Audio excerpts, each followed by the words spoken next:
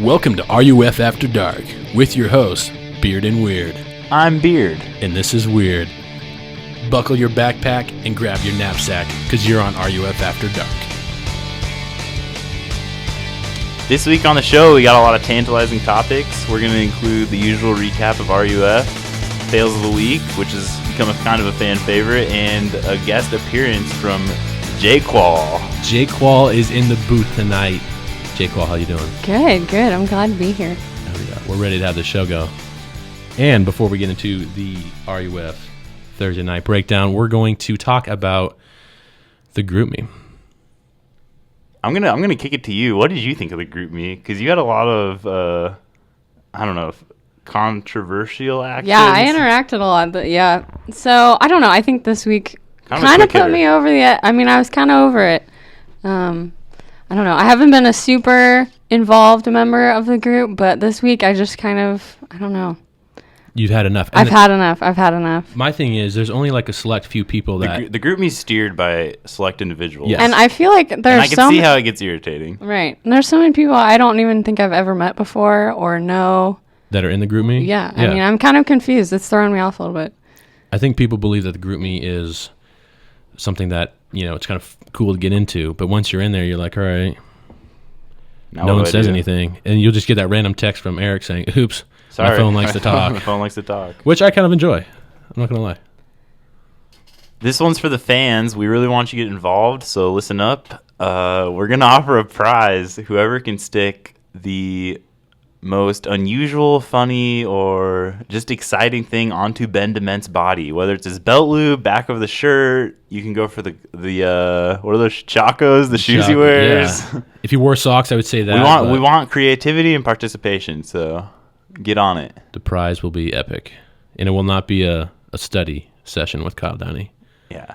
Somebody will win that prize, though. Eventually. He still hasn't worn socks in Nebraska, though, so we will update you when he does. And now, Thursday night recap.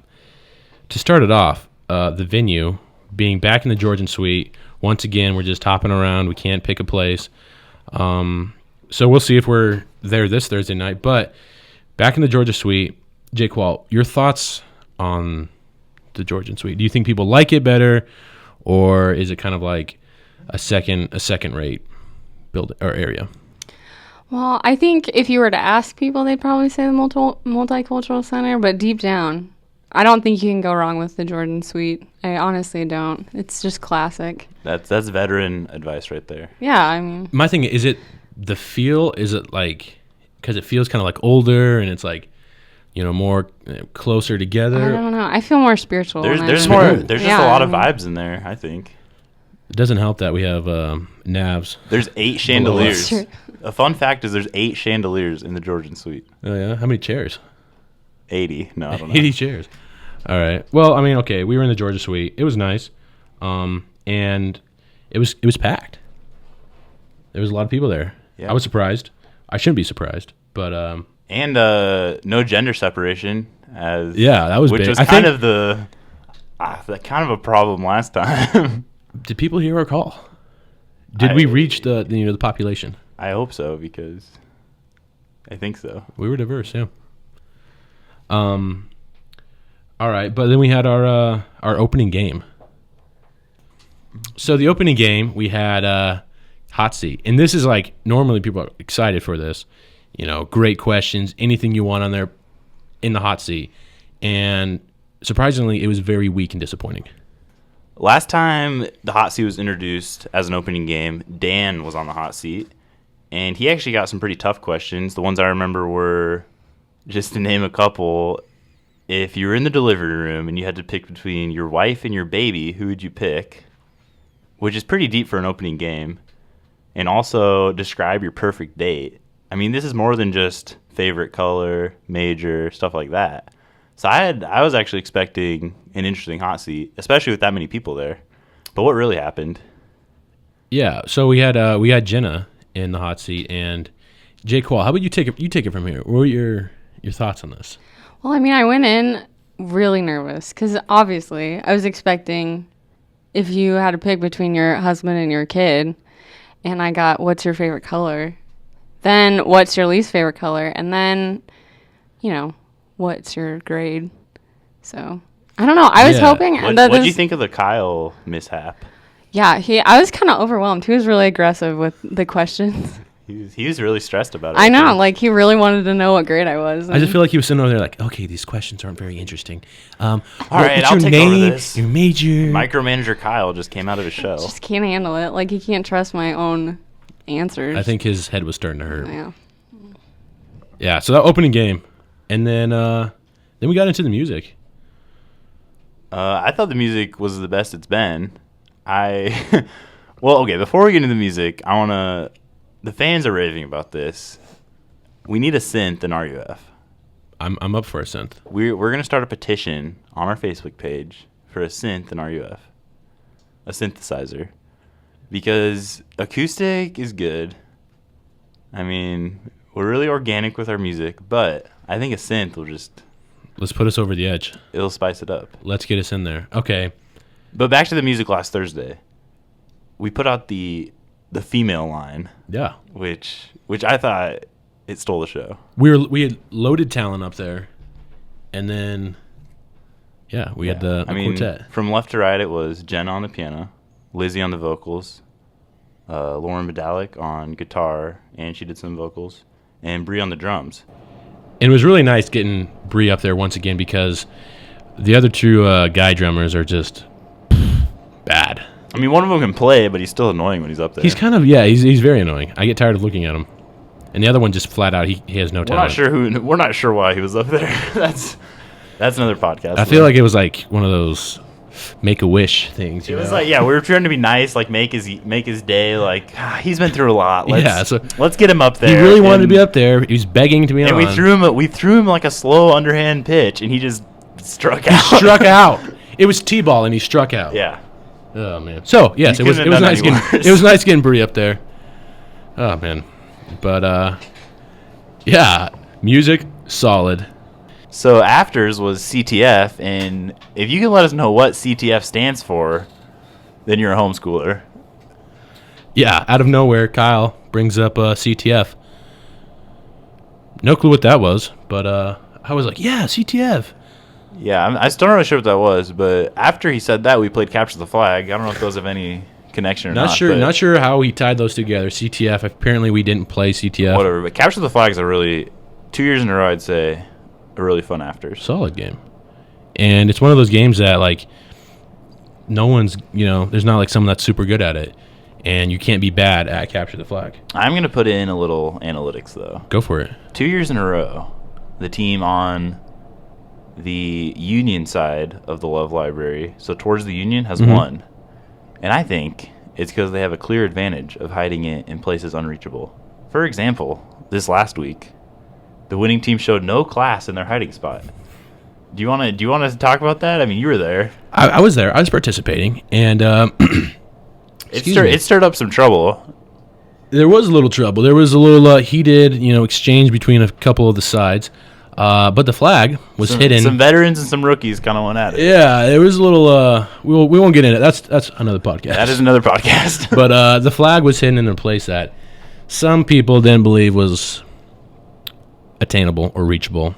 I mean, we thought it was supposed to be a run by grab, but they clearly thought it meant just like 1 square centimeter had to be visible. And that's why you never assume, especially. That's what you assume. You know what they say about that. And Capture the Flag. Yeah. But it was fun. We had David was up in a tree. Kyle was running around with his shirt tucked in. Jonathan with his toe shoes just played stout defense. Wow, didn't see that coming in there. He was on his toes. Literally. Trenton drawn blood like hardcore. Trenton almost broke a bone. I don't know. He's going hard. Dan showboating after the win. Jen was pretty slow, but. Jen, wow, I always thought she was just walking, and then I realized she was running. So I was walking. Whoa, Jen. But that's all we had for afters. If you can just let us know what you think CTF is, because we're still not sure. That was kind of the mystery. But if you have any insight on that, email us. Let us know. All right, time for Grade of the Week. Beard, what do you got for us? overall, last week had a lot of highs. It started out solid with the music in the opening game. I thought Kyle did a great job emceeing. He's really coming together from when he started. A lot of improvement there. Afters was a lot of fun. And, I mean, Brian, First Peter was on point, and the crowd was great. Georgian Suite, we were in the Georgian Suite. That was a lot of fun, so I'm going to give it a C. What do you think? C. I mean, I'm going to have to agree with you on that. Yeah, I think a C says, yeah.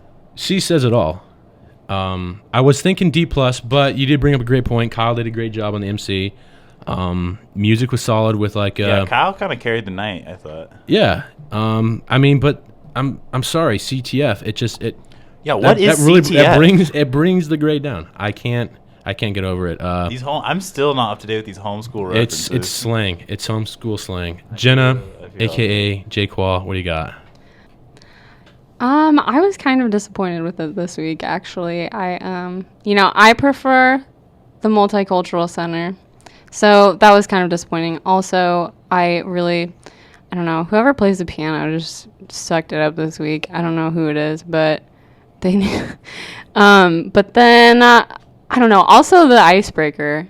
What was that? I mean, really disappointed. I thought that I was going to get out there and everyone was going to get to know me. An ice keeper, not a breaker. This is true. I mean, you can only know someone so well by their favorite color, so I was kind of disappointed.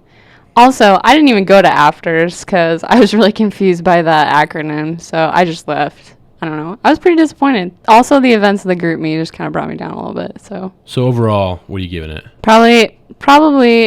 I don't know. I was thinking an A+, probably just an A though. Just an A. All right, there you have it. Your grade of the week. Hopefully next week we have something a little different. And now it's time for our guest appearance.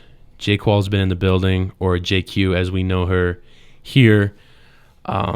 She, as some of you may or may not know, was the designer of our awesome logo. So that's actually going to be my first question. The logo. What inspired this? Well, I don't know if you guys have seen the logo. There's the RUF logo, just the plain, clean-cut logo.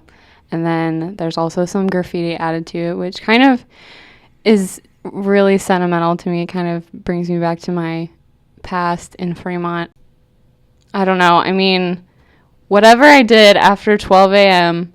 with a can of spray paint, I don't know. That's a different podcast. So I don't know. I just thought I'd incorporate some of that into RUF. It means a lot to me. So if you haven't seen it, you have to check it out because it's absolutely amazing. Next question for you, though. RUF, where do you see it at the end of this year? Good things. Good things for the most part. I do think, I don't know, we'll see with Ben Sox what happens with that. I'm sure Rachel and Liz will make a few more appearances before the end of the semester. Brian will still probably be forgetting the, handout sheets at RUF. But I don't know if we'll, commit to a room either, if we'll still be hopping back and forth between the Multicultural Center and the Georgian Suite, or if we'll pick one and stay there. I don't know. You brought out an excellent point in that prediction there, and that is Liz and Rachel showing up throughout the whole year. Can we close the yearbook? It's like, move on, people.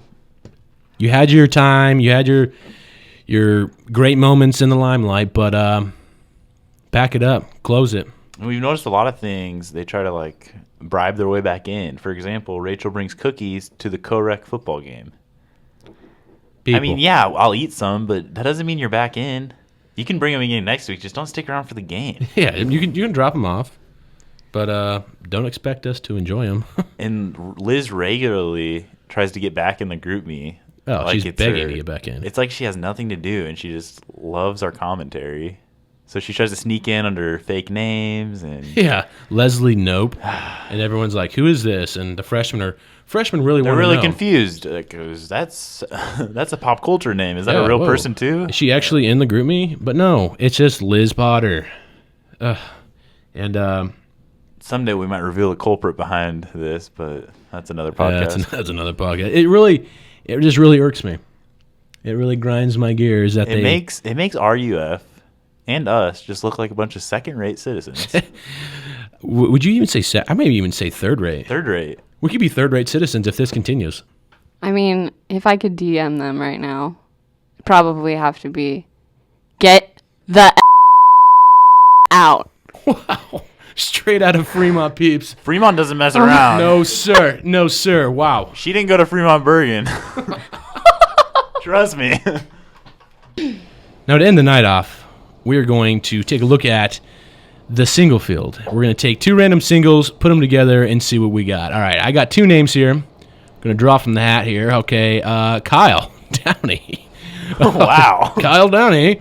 And, oh my, a freshman. And Carly. Fact 1. So last week, or 2 weeks ago actually, at Afters, I was playing pitch with Kyle and Carly. And I don't know if it was just me.